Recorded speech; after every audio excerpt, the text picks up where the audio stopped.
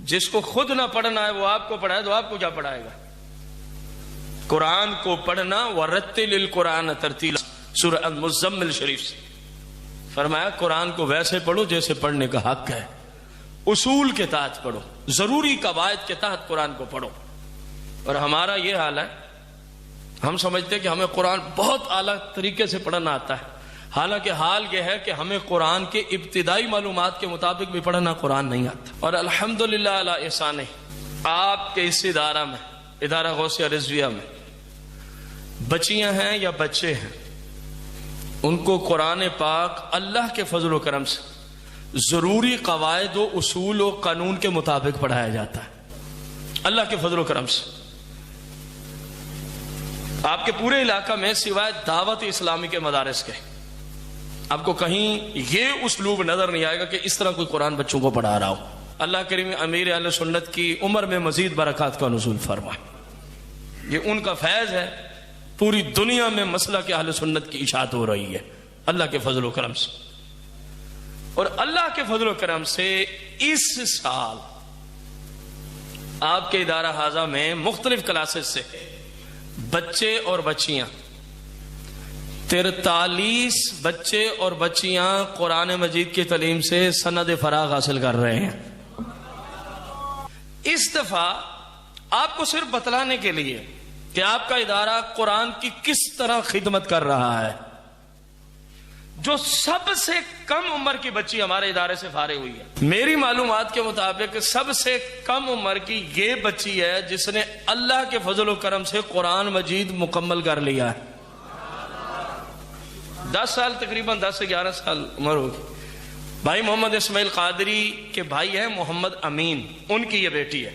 اب میں آپ کو بتاتا ہوں کہ بچے آپ کے ادارے سے کیسے قرآن پڑھتے ہیں۔ تحدیث نعمت، وہ سوال میں قرآن سے کروں گا، امید ہے کہ آپ کو سوالوں کی سمجھ میں نہیں آئی، اور اللہ کے فضل سے یہ بیٹی ان سوالوں کے جواب آپ کے سامنے دے گی۔ عمر بھی دیکھ لیں، کیونکہ سب سے کم یہی تھی، اس کو یہاں اس لیے بلائے گا۔ بڑی بچیاں تو ظاہر مردوں میں آ نہیں سکتی، وہ ہمارے سامنے نہیں آ سکتی، استاد کے سامنے نہیں آ سکتی۔ یہ قرآن مجید ہے، اس کو جہاں سے مرضی آپ کہیں بیٹا آپ پڑھنا شروع کرو، اللہ کے فضل سے وہیں سے پڑھنا شروع کر دے گی۔ یہ سارا کچھ اس لیے ہو رہا ہے کہ آپ کو احساس ہونا چاہیے کہ قرآن کی تعلیم ہر بندہ نہیں دے سکتا۔ اپنے بچوں کا مستقبل خدارا قرآن کی روشنی میں ہر گھر سے قرآن نہ پڑھایا کرو، جن کو پڑھانا آتا ہے وہیں بچے بھیجیں، اس مقصد کے لیے اس بچی کو میں نے بلایا۔ اب جو اصل بات ہے اس کو سنیں بیٹا، یہ قالا، ادھر غور کریں، قاف پہ کون سا قانون ہے؟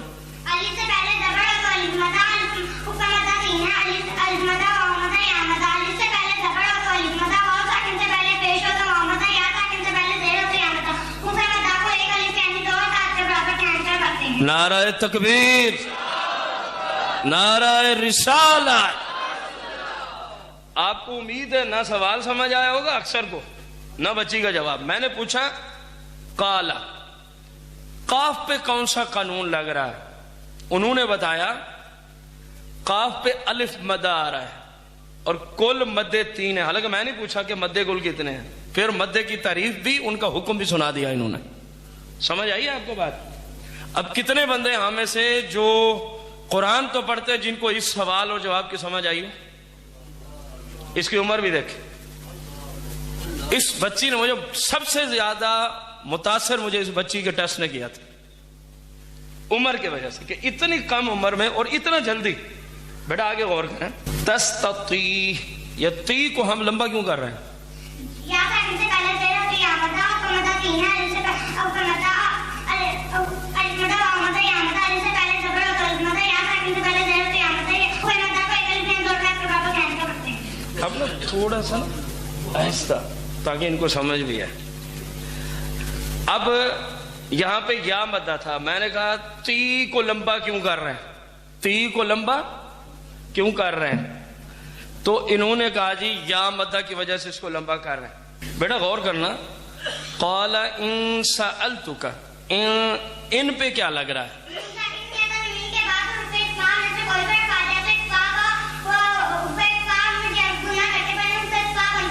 بس بس بس بس بس میں نے پوچھا قال ان سألتک، ان پہ کون سا قانون لاگو ہو رہا ہے؟ ان پہ کون سا قانون لاگو ہو رہا ہے؟ تو بچی اب غور کریں 30-35 قانون ہیں جو ادھر انہوں نے بتانے ہوتے، ان میں سے فی الفور یہ بتانا کہ فلاں قانون اور قانون بھی سنا دینا، اور قانون بھی سنا دینا۔ انہوں نے کیا کہا کہ یہاں پہ اخفاء کا قانون لاگو ہو رہا ہے، یعنی غنہ کر کے پڑھیں گے۔ پھر اخفاء کی انہوں نے تعریف بھی بیان کر دی۔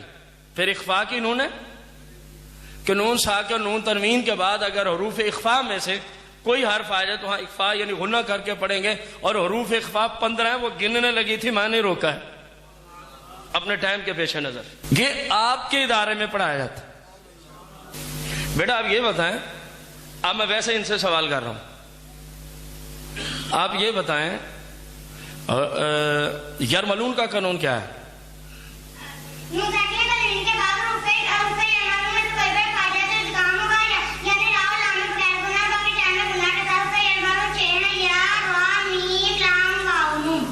سبحان اللہ،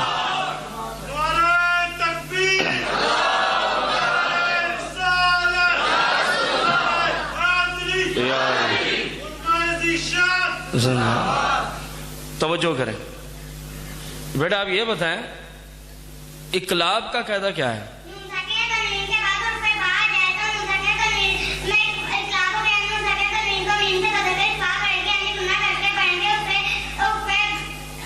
ٹھیک ہو گیا، ٹھیک ہو گیا، کافی۔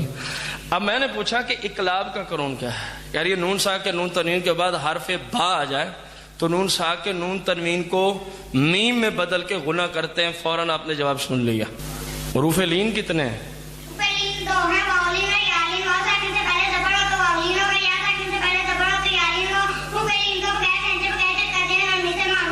سبحان اللہ، سمجھ آ رہی ہے؟ ہمارے 70 سال قرآن پڑھنے والوں کو ان سوالوں کی سمجھ بھی نہیں آ رہی ہوگی۔ یار اس مجمع میں پھر یوں بول کے جواب دینا یہ بھی اللہ کا فضل ہی کہہ سکتے ہیں۔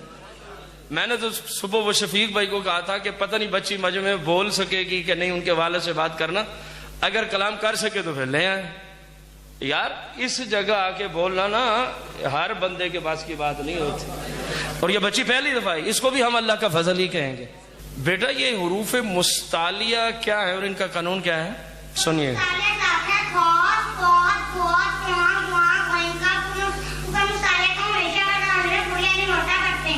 شاباش، سبحان اللہ۔ بیٹا لفظ اللہ اسم جلالت قرآن میں بار بار آتا ہے، ہمیں کیسے پتہ چلے گا کہاں اس کو موٹا پڑھنا ہے کہاں باریک پڑھنا ہے؟ سنیے گا،